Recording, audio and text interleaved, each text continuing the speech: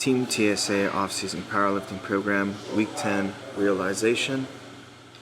And this week we will be focusing on doing AMRAPs on each of the 4 lifts to establish the training maxes for the next mini cycle.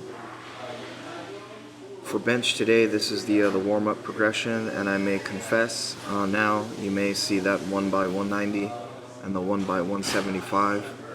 I don't really drop back down to 175. Just due to the inconvenience of having to grab all those weights again. So here I believe is 175, 45, 55, 65, something like that. Yeah, so 175 here. And so picking up where I left off, if it's not painstakingly obvious, I'm being basic as fuck and recording the voiceover at a coffee shop during lunch rush.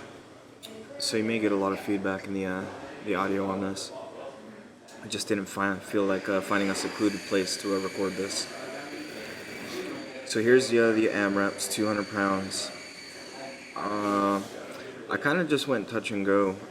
I paused at the top, and for some reason in my head I thought I was pausing at the bottom. So that's my bad. I wanted to really focus on pausing at the bottom and exploding off of my chest.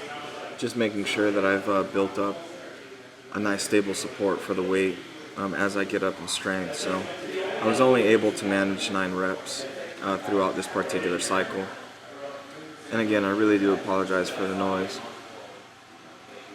For close grip bench, we have 3 sets of 12 to 15.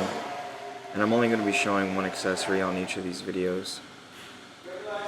So as you can see right here, the 3x15 went a lot smoother than I thought it would be, especially going up 0.5 pounds from the previous week.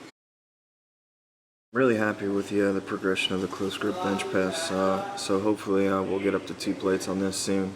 Same with my bench. Hopefully I'll be doing sets of something in 2 plates in the near future, but right now I'm just taking the baby steps necessary to work my way up to a respectable weight there.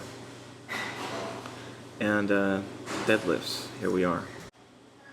So same as a previous lift, all of the work set up for today is listed in the upper left hand block there, which has now disappeared, so hopefully you got a good look at it. But I mean, even if you didn't, I'll go ahead and I'll keep things in check, basically with the little captions in the lower left hand corner, just to give you an idea of how I'm warming up to the weight that I'll be dealing with for the sets.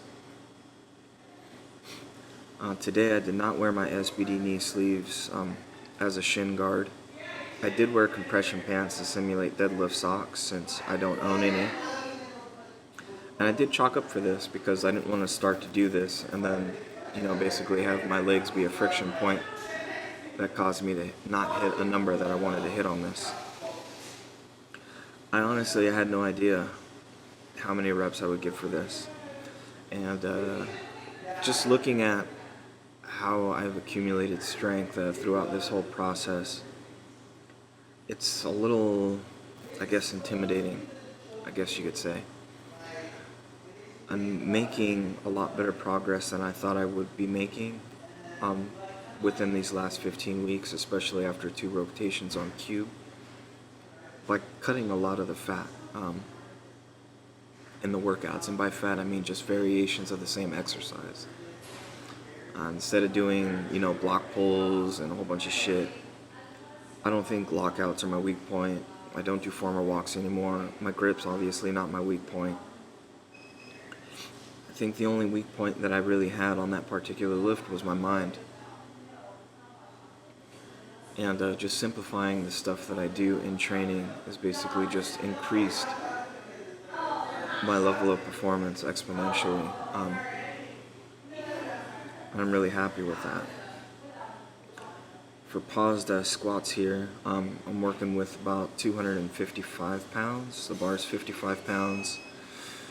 I believe we have 2 plates on there and 10s on the side, so 225, 245, 255, 25. Yeah, I don't even math, so you can figure it out. It's 225 pounds plus 20 more pounds. That's 245. The bar's at 55. You can go from there. So it's 0.5 pounds or 5 pounds or whatever the fuck, more than it was last week.